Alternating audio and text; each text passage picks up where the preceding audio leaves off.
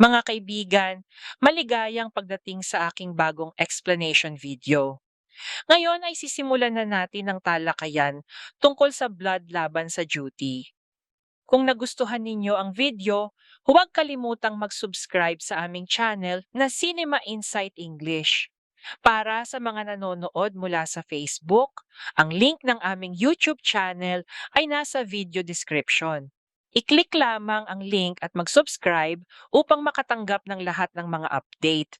Maraming salamat po sa inyong suporta. Sa bar ni Navin, nag-propose si Billy kay Jordan, ngunit tinanggihan ito ni Jordan. Nag-usap sila ng pribado, ipinaliwanag ni Jordan na hindi pa siya handa. Marami pa siyang kailangang tuparin at planuhin, lalo na para sa kanyang lolo. Nais niyang mag-ipon at hindi ibig sabihin nito na tapos na ang kanilang relasyon. Gayunman, nagalit si Val, pakiramdam niya'y hindi siya mahal ni Jordan at hindi bahagi ng kanyang mga plano, kaya umalis siya. Sinundan siya ni Billy upang kausapin, ngunit pinagalitan siya ni Val. Inakusahan niya si Billy na alam na nitong tatanggihan siya ni Jordan dahil tinanong siya nito kung sigurado siya sa kanyang desisyon.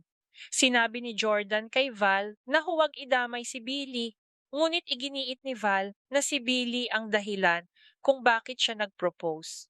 Para kay Val, mas mahalaga si Billy kay Jordan kaysa siya.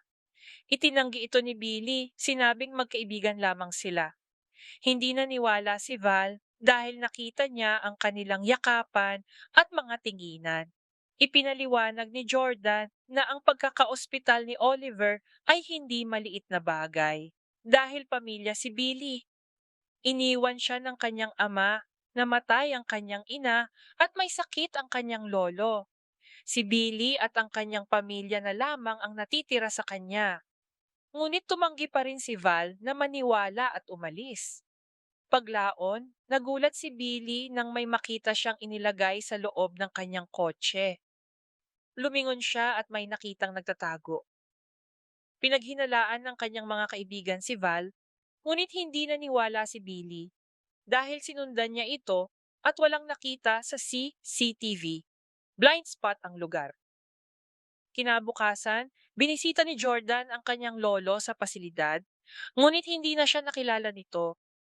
Tunay na naramdaman ni Jordan ang pag-iisa. Paglabas niya, naghihintay si Billy.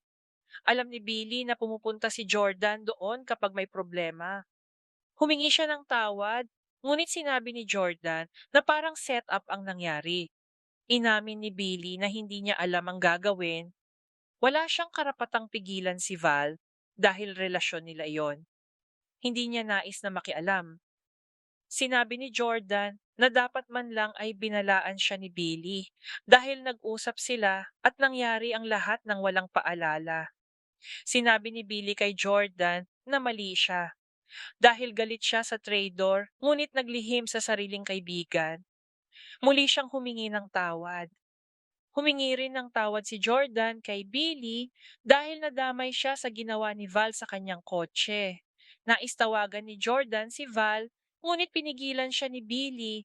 Sinabing hindi tiyak na si Val ang may kagagawan at walang nakita sa CCTV. Ipinaalala ni Jordan kay Billy na kinabukasan ay anibersaryo ng pagkamatay ng kanilang mga ina. Naalala ni Billy na namatay ang ina ni Jordan sa isang aksidente sa kalsada at walang hustisya dahil walang CCTV. Kinabukasan, ipinagdiwang nila ang kaarawan ni Oliver. Nais ni Oliver na puntahan ang puntod ng kanyang ama sa Amerika, hindi alam na buhay pa ito.